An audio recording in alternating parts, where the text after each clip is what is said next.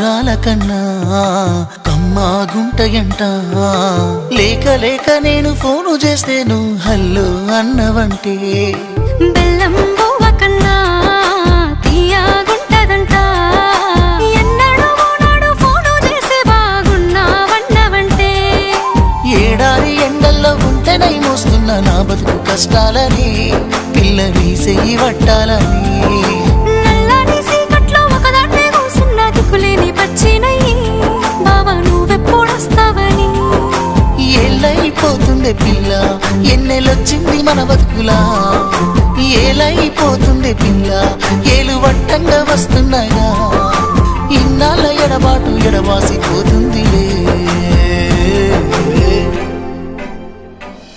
ఈ సీనయ్య గుంటున్నదే